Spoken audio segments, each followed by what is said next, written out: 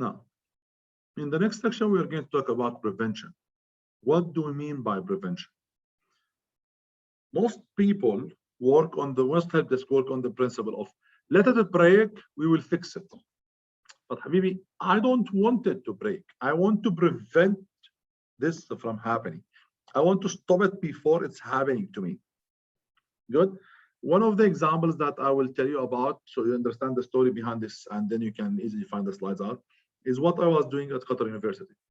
At Qatar University, we have about 130 labs, 120 labs, depend on the season, about 3,000 computers in these labs.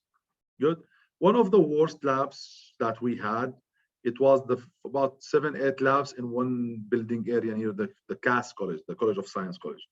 They had like 10-15 labs in there with 40 computers each, and those labs were busy all day from 7 in the morning until like 7 at night. There's a class after class after class. Good. The problem with these labs for me was disaster, because if they break in the middle of the term, there will be like 5-6 teachers affected, and student and labs and interruption, and everybody will scream at me. So what we did, we were thinking about how to prevent this. So what I did, I decided with my team that every summer break, we will do a stress test in the summer and in the fall break, between the winter and the fall and the winter break in January. We will send the guys with what we call it stress test and diagnosis test. The stress test will run the hard drive at max, will run the RAM at max, will run the speed at max, will give the computer so much pressure, good, and we let it there running all night. The computer is running full maximum speed, good. We leave it running all night, then we come in the morning. If the computer is crashing, that means khalas, there's something wrong with it, good. If not, we will run a quick diagnosis to make sure everything is fine, then that computer is fine. And those computers who are about to die, the hard drive would crash because we stress it so much. Crash, good, get it, replace it in the summertime while we have time to replace it, and get a new hard drive so it will be ready for the winter. I remember one of my students came to me and says, Hassan, this is haram. You are destroying the government properties. This is government money and you destroying the hard drives.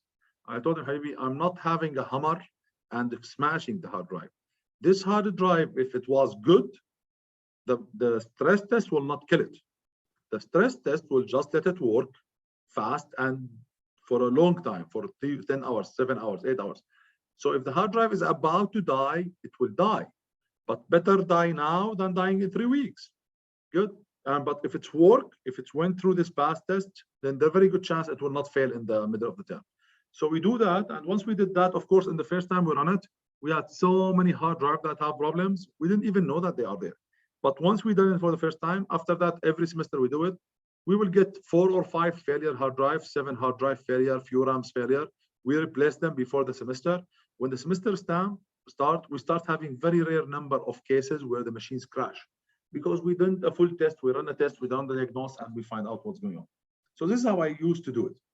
So in general, preventing things from happening is not about finding what's wrong and fix it. It's about finding out what could be wrong and try to find a way to stop it from becoming wrong.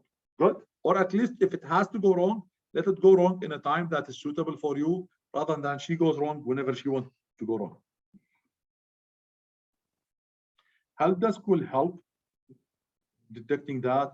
Problem management team will help. Everybody will be involved in this, finding a solution or finding a suggestion.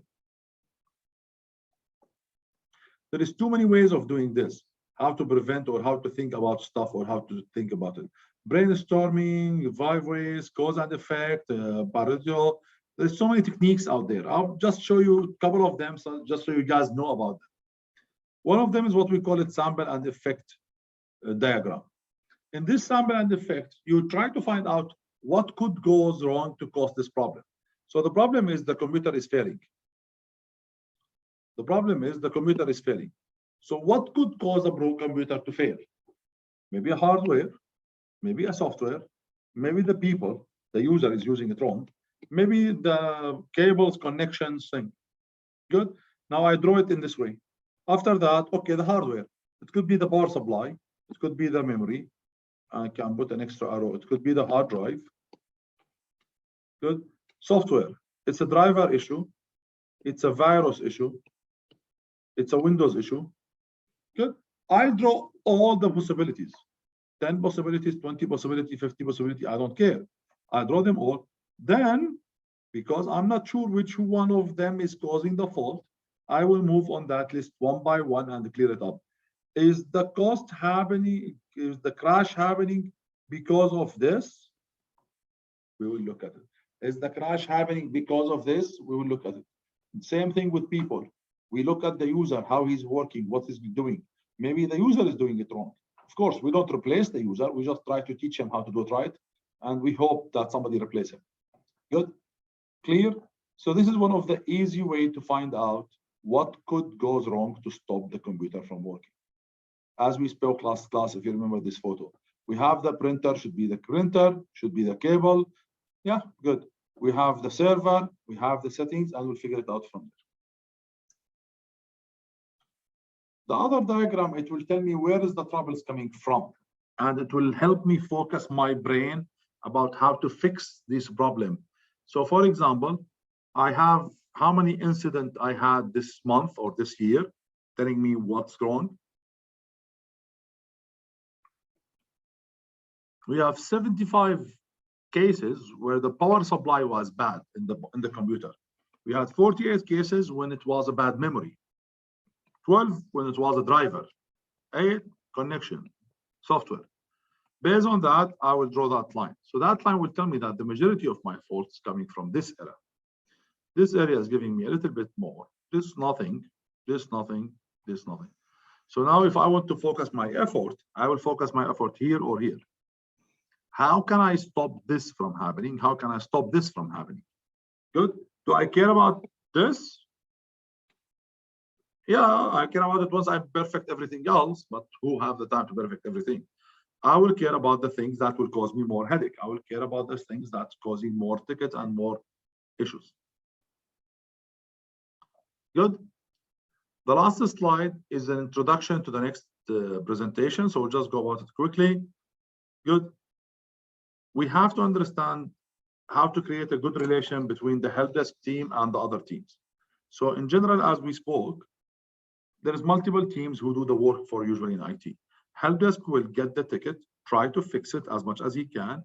If he cannot fix it, he will send it to the other team. So if a user called me, says my Wi-Fi is not working, I will do my best. But if I cannot fix it, I will send it to the Wi-Fi team to check what's going on with the Wi-Fi, which is the network team. Why is this happening? So help desk need to make sure before they call the second level, they need to make sure that they usually try to always improve themselves, get more knowledge, and the other team have to help them get that knowledge. The help desk have to make sure they collected all the available information. So help desk will talk to the customer, they get the information from the customer, and then they just don't put it in the ticket. Leave it, not in the ticket. So now the ticket has been sent to the network team, and the network team doesn't know what to do. Or he doesn't know what did you guys do. Then he have to start again and waste his time and the customer time. So you have to make sure you put this stuff. There's no harm of asking for assistance.